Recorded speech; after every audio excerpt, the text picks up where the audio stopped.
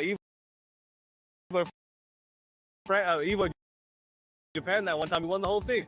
So it's gonna be like that. So they're gonna protect that pride. These two and are representing their nations here. Can't do anything but give props to that and only respect. And I don't think there's any pressure on them either.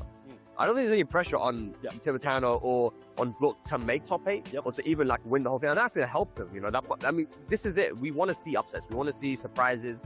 I think that if those two do rise up and do their thing and make it to top 8 in a very stacked tournament, one of the most stacked tournaments in Pakistan, it'd be huge, man. So yeah, I mean that top 8, that's the goal right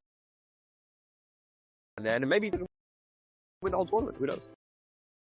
Let's talk about pressure, because ultimately, when you talk about, and I know we've touched on it just briefly, but I feel like we were doing the disservice if we don't delve a bit deeper into the subject. But we talk about pressure, known to handle pressure, and how when he's playing these EVO finals, the reason he's so good, a lot of people say it's because he's able to control his nerves under pressure. He's ice cold. This is the kind of stuff people say about Arslan. Interestingly enough, though, if you think about it, whenever there's been a major tournament in Pakistan, Arslan doesn't seem to get it done. Takedown 2023, lost the final. Baaz Gauntlet they wasn't able to make grand finals. And even Gamers Galaxy was a very big tournament with a big turnout. Lost the final to Noman after reset. So with that said, do you guys feel like there's some kind of pressure this guy holds having to perform in his home country? Because when he goes out to these other tournaments, like you said, Spag, everyone expects him to lose, ends up winning. Here you expect him to win, ends up losing. Yeah, it's an interesting question. I think, so if you look at just isolated the Atif versus Arslan matchup, the reason why he says it's so difficult and it's 50-50, not obviously ignoring the fact that Atif's one of the best in the world, is the fact that they're training partners. So and he doesn't just have one training partner, he has multiple training partners, right? And there's multiple people that have known how he plays for many, many years. He's been playing since he was a kid, right? So even though it's very difficult to beat him, there are multiple people in this country, in this city, that know how he plays. And in the first or two, especially in second 8, it's not inconceivable that he can lose, and that's the reason why we see him lose in these dojos, and these kind of, smaller events. And it's not even just the top players, by the way. We see people like, Zubair and Amar and even people that are kind of top players like Isharib and these guys that they can get that win. 100%. And they have got those wins before, right? So that's probably going to be Arslan's biggest test here, actually. It's just like, not even international stuff. It's like, can he beat these people that he trains with if he has to go up against them in tournament? And what about you, bro, man? How do you feel about this? No, I agree. It's one of those things where this is where he learned to play. All the pieces that came together to create him were built here. Yeah. And from those pieces came from players that live here. And again, they train with him, they play with him, they teach each other, they have their community. So if the secret, it's like Superman. His biggest weakness came from his home planet, right? So that's what he has to worry about. That's a very good analogy. I want to ask you guys about dark horses. Guys who ultimately you feel like might be a bit under the radar, might have even been performing internationally, but you don't think they've been able to fully show themselves until now, because you see a lot of guys winning dojos you don't expect, outperforming people. Zubair Bablu is a very good example. Of course, Asad Mughal, one of the best pandas in the world, very good example. There's so many like this. Are there guys on your radar, it can even be people we've already talked about, who you think are the perennial dark horses for this tournament? I think for me, the guy that you mentioned just now, Zubair, he's been killing it, man. This past year especially, he's just been getting result after result. Top 8s, top 3s, and then he even won a tournament, I think, in the past month versus some very, very strong players in Pakistan. He's on form right now, man. Zubair, watching him play, man, he's so solid as well. Like, I love watching solid play styles. And I think that if he can just not be nervous and turn up and just do his thing like he normally does, he's 100% a dark horse. The other one is a player that we know, but we don't talk about enough. Hafiz Tanveer, man. Like, man, that guy is, no matter how many tournaments he turns up to, wherever he goes, he performs. Yeah. And people don't talk about that enough. So we talk about Atif's consistency and Arslan and how much they do, but whenever Hafiz Tanveer, and he hasn't actually been able to travel as much as some of these other guys. Agreed. He's had some issues traveling, right? But whenever he does get that opportunity, whether it was Korea versus Pakistan, whether it's Tiger Uppercut, wherever, his first tournament, Tiger Uppercut 2007, he beat CBM, Knee, and Arslan. This guy, wherever he turns up, he does the job, man. So I feel like, for me, Hafiz Tanveer and Zubair are two guys that I think that can cause a huge upset and maybe win the whole thing. Rahman, dark horses? I don't know if this is a true dark horse, but I got a Heihachi bias. I think Muni. Yeah. He's running around like he's a sponsored player. He's been able to secure a few visas to a few places. I just want to see some Heihachi wreck shop. I'm not gonna lie to you. I was keeping it 100 right now because it's very rare to find a Mishima in Pakistan.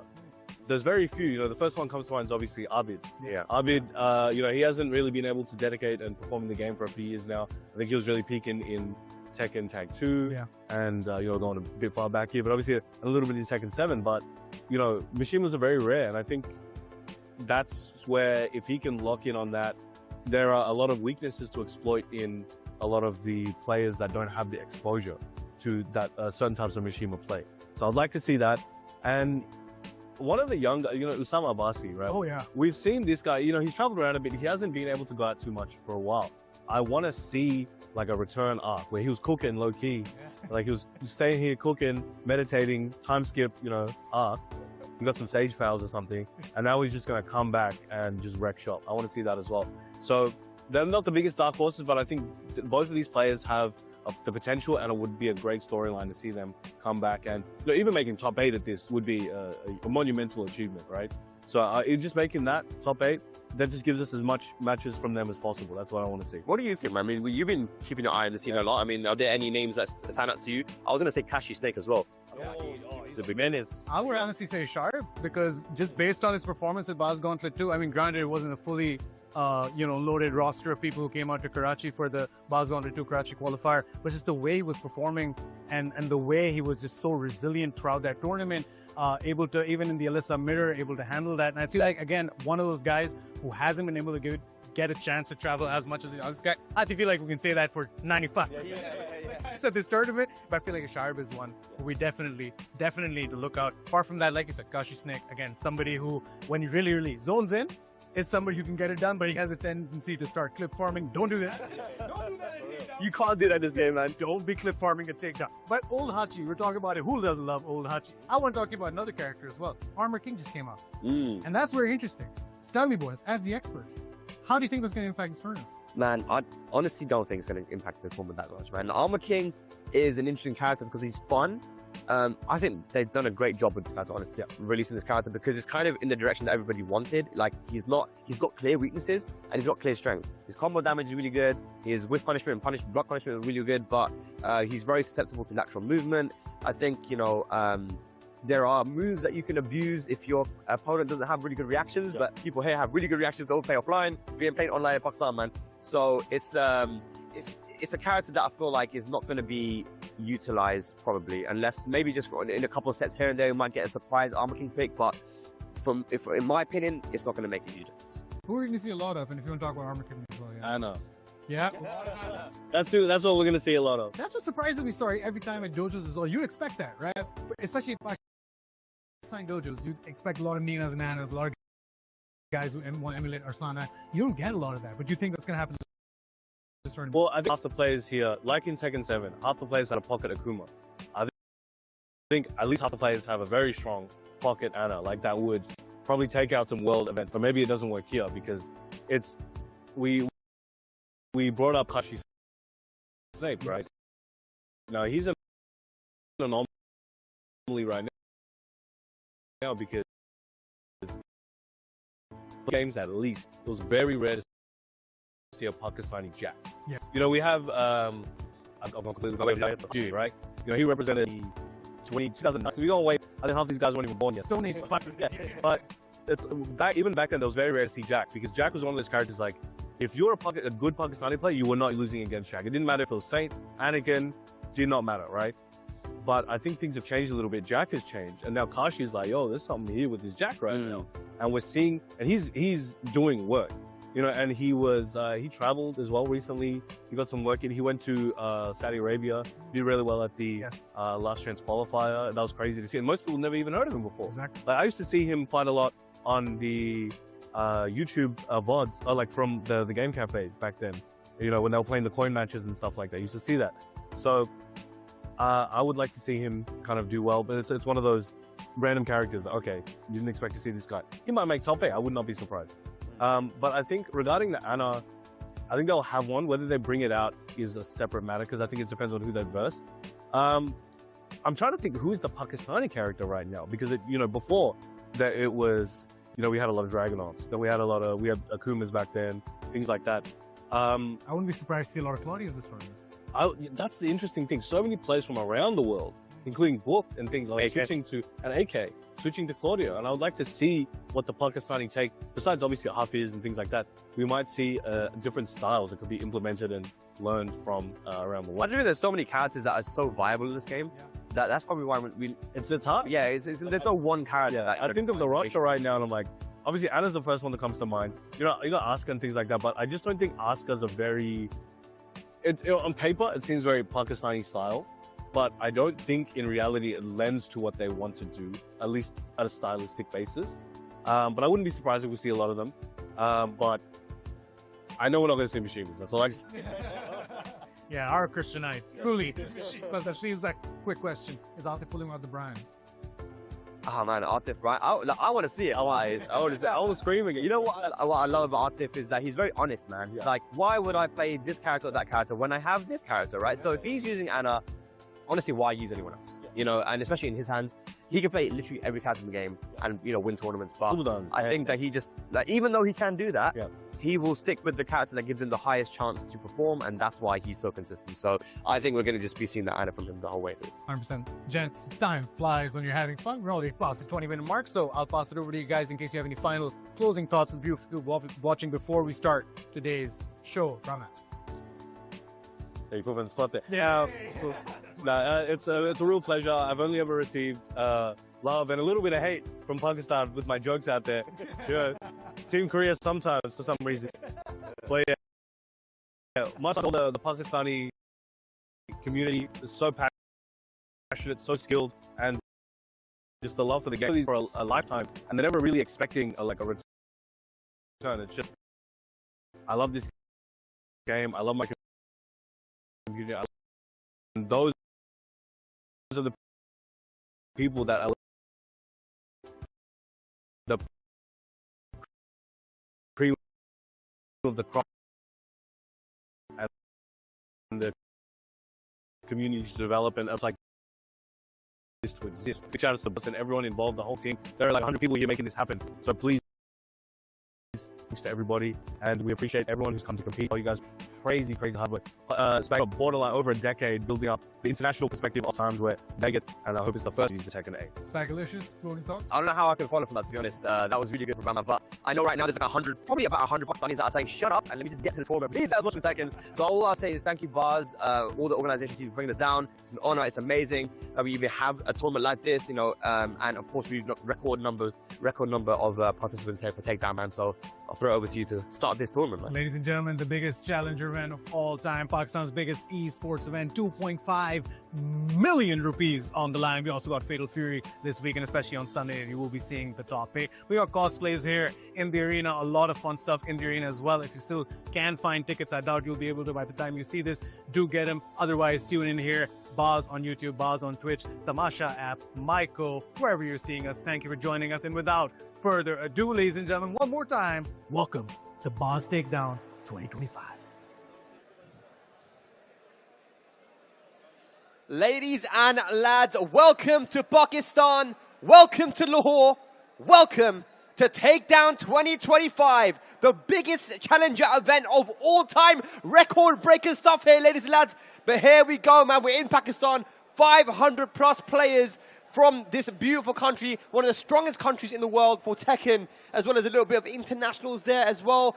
Historic stuff right now. My name is Spag, joined by the legend Brown Man. How you doing, my brother? Good, my brother. It's crazy to be here. I can't wait to see the action we're about to witness. Absolutely, man. Look, it's good to be here. Takedown, the last time we had it, there was a lot of international that came down that time. It was a couple of years ago now, and even that was just insane. The crowd was crazy, like something I've never seen before.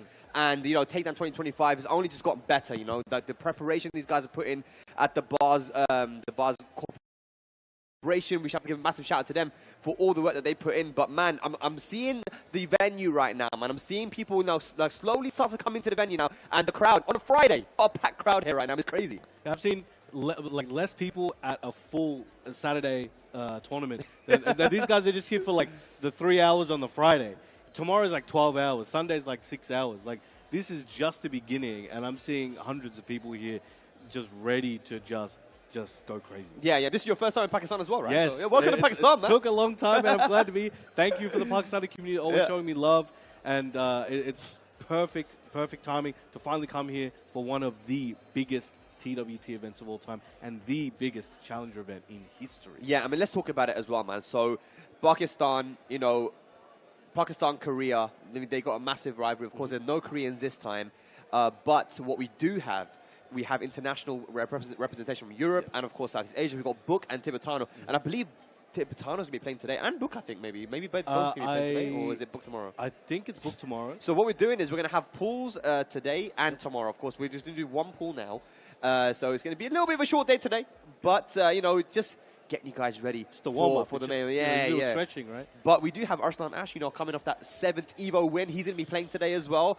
And, would it be crazy if Arslan just got eliminated in pools, I don't even know if he's at the venue. I heard he's still at the airport from when he got back from Evo signing autographs. All right, okay. I think he's still there. But today, the top 4 seeds of today, I believe, if I'm correct, we have 4 pools running today. I believe we have Arslan Ash, Kashi Snake, Tibetano, and Hafiz. I think they're the leaders of those 4 pools.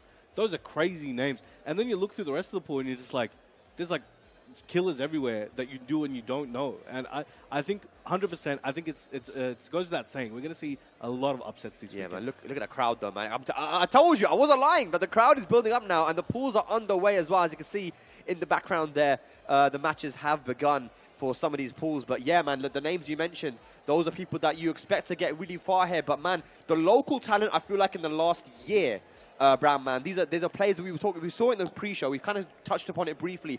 The players in Pakistan, locally here in Lahore and some other cities as well, they've really stepped up, man. And one of them, was Zubair. I think most people, in the chat watching at home, who are familiar with Pakistani Tekken, and a lot of people here that play as well, they're looking at that guy to be someone that can break into that top 8 and potentially win the whole thing, man. And what a crazy statement that would be if he was able to do that.